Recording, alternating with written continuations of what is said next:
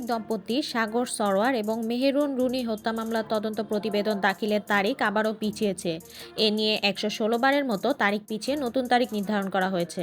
গাজীপুরের জয়দেবপুরে অটোরিকশা চালক রানা ইয়াসিনকে নির্মমভাবে পিটিয়ে হত্যার ঘটনায় ২৪ ঘন্টার মধ্যে সহযোগী সহ মূল হোতা মোহাম্মদ মুর্শিদ আলমকে গ্রেফতার করেছে র্যাব।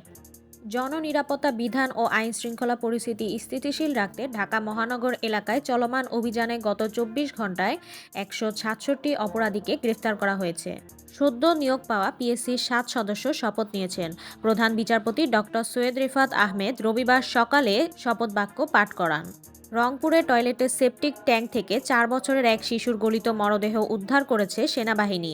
হত্যাকাণ্ডের সঙ্গে জড়িত ৩ জনকে আটক করা হয়েছে।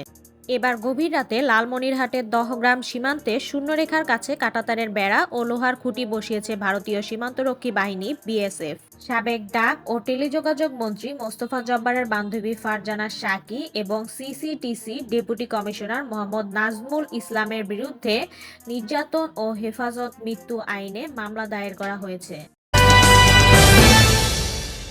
ন্যাটো ও জাতিসংঘের সঙ্গে যুক্তরাষ্ট্রের বিচ্ছেদ চান ইলন মাস্ক। ফিলিস্তিনের গাজায় যুদ্ধবিরতির প্রথম ধাপের মেয়াদ শেষ হওয়ার পর উপত্যকাটি মানবিক ত্রাণের প্রবেশ বন্ধ করে দিয়েছে ইসরায়েল। দুবাইয়ে চ্যাম্পিয়ন্স ট্রফির গ্রুপ পর্বের শেষ ম্যাচে টস জিতে ভারতকে ব্যাটিংয়ে পাঠিয়েছে নিউজিল্যান্ড। চ্যাম্পিয়ন্স ট্রফি থেকে বিদায়ের কারণ অনুসন্ধানে বিশেষ বৈঠক করছে পাকিস্তান ক্রিকেট বোর্ড। আপনারা এতক্ষণ শুনছিলেন আজকের শীর্ষ সংবাদ। উপস্থাপনায় ছিলাম আমি সুমাইয়া তাসনিম।